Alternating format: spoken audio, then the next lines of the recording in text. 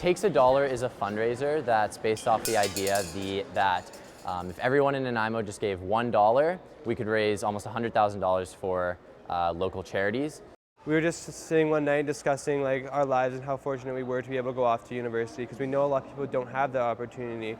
So we just discussed how that we could actually make a difference in Nanaimo if we just put a little bit of effort out. We selected 4 charities in Nanaimo. We selected Nanaimo Loaves and Fishes, the Salvation Army, the Nanaimo Child Development Center, and the Island Crisis Care Society. We chose the 4 charities because they help a broad range of needs in Nanaimo. They help from children in need to adults, to crises, to people without homes, to special needs, and just a broad range. So the 4 charities will help the different spectrum in Nanaimo. We have made videos for each of them, so those are on our website. They say a little bit about what they do for the community. We set our goal of $5,000 for the summer, so kind of a more attainable goal. We've raised $7,000 so far. So in our community, that goes to the Loaves and Fishes, which they can take $1 and make that $3.50 worth of food. It started with this, okay, we want to raise $5,000. It's more developed into an idea that we just want to spread awareness. It's been mainly through social media. Social media has been so helpful, just on Facebook, Instagram, Twitter, just spreading it through our friends, just word of mouth. Would you like to find out a little bit more about local charities and what you can do to help? To donate, you can go to our website, which is takesadollar.org. There's a big pink donate button right there. It takes you to a website called canadahelps.org. And so through that, you can select which charities you want to donate to, how much, and then you donate and it goes directly into the charities' accounts on that website, and tax receipts are issued for all donations. Well, I think it's a good idea. Thank you. Go interactive with Kate.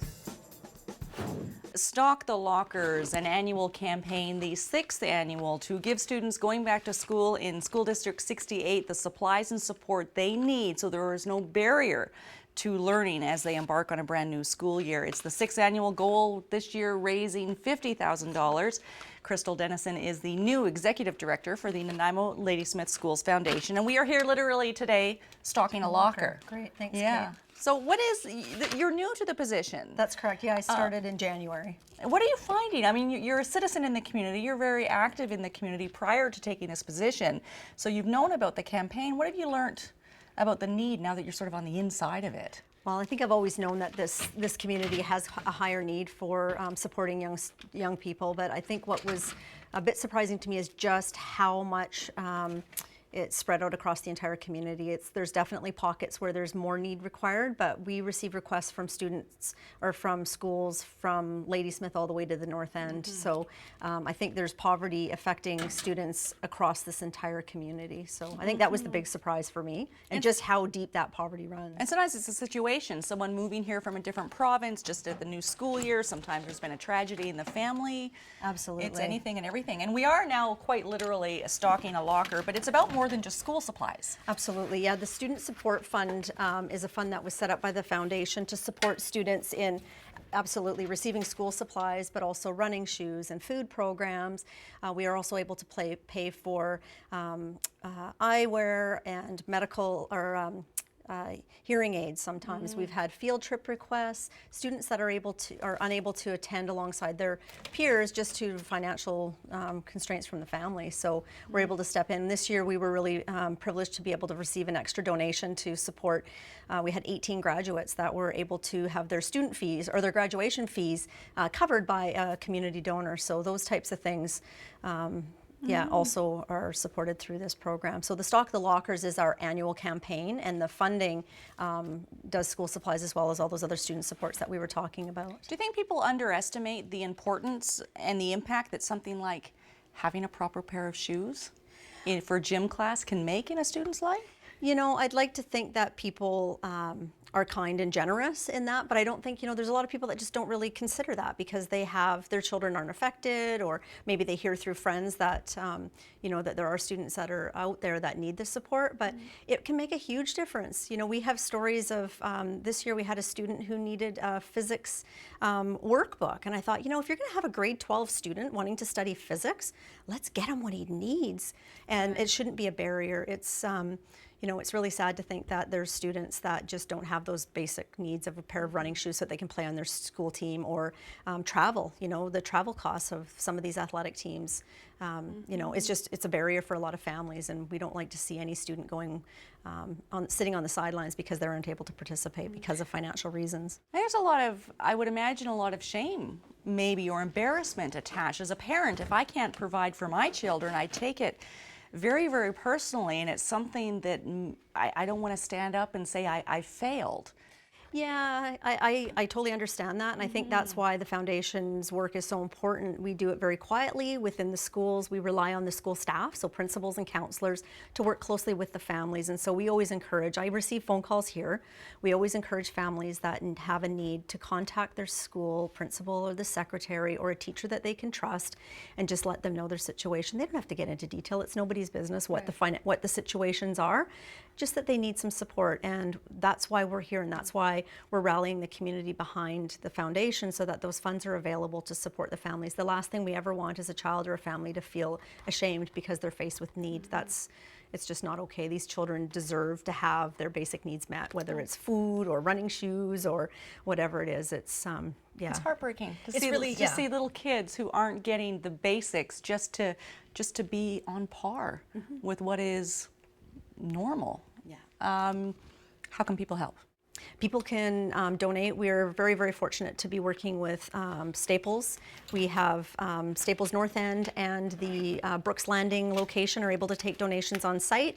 We're also working with Coastal Community Credit Union. All 4 Nanaimo locations are able to take donations on site, as well as the Gabriola Island branch, as well as the Ladysmith Credit Union, and of course on our website, www.nlsf.ca, we can take online donations, pop a check in the mail, swing by and see us in the office and drop off a donation. Anything helps. It's not something that people have to donate a huge amount to, but what we're kind of counting on is for a lot of people to give a little to support these students. Excellent. Okay, and when Crystal says here, she means at the John Barsby office. The street address is 557th Street. 557th Please Street. call ahead. And the need is huge. This is one of the poorest school districts in the province, District 68. 1 in 5 children going without basic necessities to school every single day. Campaign runs until September the 3rd. There's something about stationery, isn't there? I know, it's fun. We need to get an organizer in here, though, I know, I think, and I'm make not it look doing a a good little bit.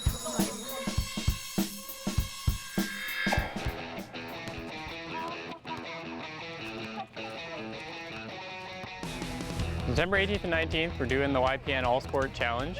It's a 2-day event to raise money for the Right to Read campaign, which is to build a library for the Nanaimo First Nations. Herald Engineering, who has been a huge supporter of the YPN for the last 6 years, came to us with this amazing project, Right to Read, and YPN thought, you know what, this is a great project, we need to be involved, and we're very lucky that we're already set up with the All Sport Challenge to raise some money for this project. We're hoping to raise $25,000. We wanted to do something more active. We also wanted to support the community. First couple of years didn't have a general thing that we were trying to support, so it was just kind of to get the event off the ground, but it's been a huge success, bringing together over 20 organizations all over Nanaimo. Yeah, it's definitely like a sports day when you were a kid. Instead of eggs and spoons and stuff like that in elementary school, it's basketball, football, soccer, you name it, but it's so much fun. And for me personally, I love playing sports, so it's such a great opportunity to go out and play lots of different sports that you don't play on a regular basis.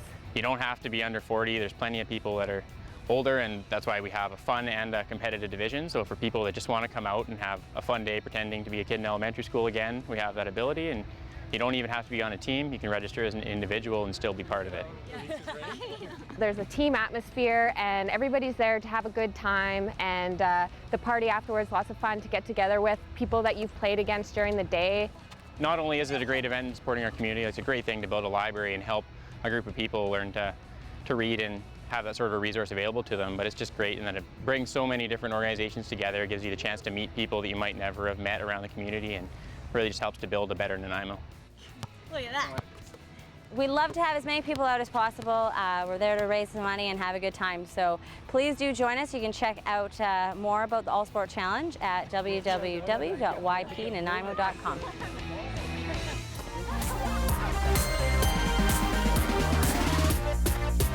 So this little free library looks really well stocked, and it is registered online. Sunset Road Community Library. Take a book, leave a book, or just take a book and then bring a book back later. Be respectful is all they ask. If you come across a community library or give and take library or little library or pop-up library and it isn't registered, you can do so. You just check in with the nearest address or business and ask for the library steward, and they can get you connected with how it works. And then you go online, and there is a small cost for that. Or if you want to start one from scratch, you can build your own and then register it, or you can go online and purchase a whole kit. And I think this one looks like it was purchased online, and then we can document all of the pop-up libraries. And that's what I mean about formalizing something that's kind of informal. Let's see what books we have in here. One More Sunday. Useful tips to conserve water. Hayden has the scoop on Gabriola's community bus, brewery business with Mayor McKay, and the Summertime Blues Festival is just around the corner.